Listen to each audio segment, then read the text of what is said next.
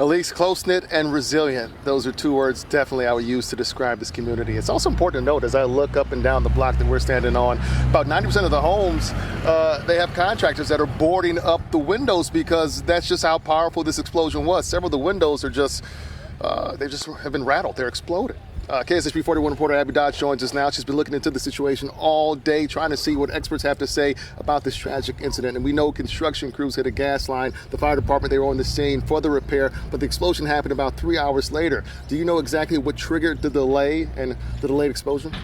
Well, as you can see, we are a couple of houses down, Kevin, 3 houses down actually, and there are still pieces of debris at our feet. So you can tell that there was a lot of pressure behind that explosion. And I talked to a certified fire investigator about this entire situation. And he said that that is because they hit a line that was made out of plastic, and that allowed the gas to seep into the ground, searching for an escape, and that pressure just builds. He says something as simple as switching a light on can trigger an explosion. Abby, it's such a simple act that we do every day, just triggering the light on and off. So it reminds me of what happened a few years back at JJ's in Kansas City. We all talk about that. I've heard about that.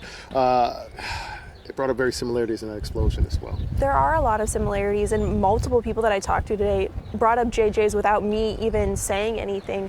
So, and that was just a horrific scene out there. It killed one person, injured so many more. Back in 2013, Time Warner Cable was a subcontractor that was drilling underground, similar to what Liberty Utilities was doing. Their subcontractor was doing out here yesterday, and that explosion was the center of litigations for years and remains a highly talked about event to Kansas Cityans to this day. I hear people talk about it all the time, at least once a month. As we look at all the debris and what remains of this house, which really isn't much, we can't help but ask, what about all the other homes in this area? And that is what I talked to the fire investigator about too, is why this house, why this home that had innocent children inside of it. And he said that as the gas was trying to escape from the ground, it likely tried to find a higher source. So if this house was even slightly farther elevated than where they were drilling, that probably is why it landed at this house. You know, it's amazing when you look at that, because that home is just destroyed. The home right next to it, the upstairs is kind of charred, and it's amazing. I'm told that there was a couple there babysitting, and they made it out. Yeah. They made it out alive. But when you look at the home, it's just a miracle that they made it out safely. Abby, thank you. The gas is still shut off in this entire city right now. City officials, they have asked people to check their pilot lights when the gas goes back on.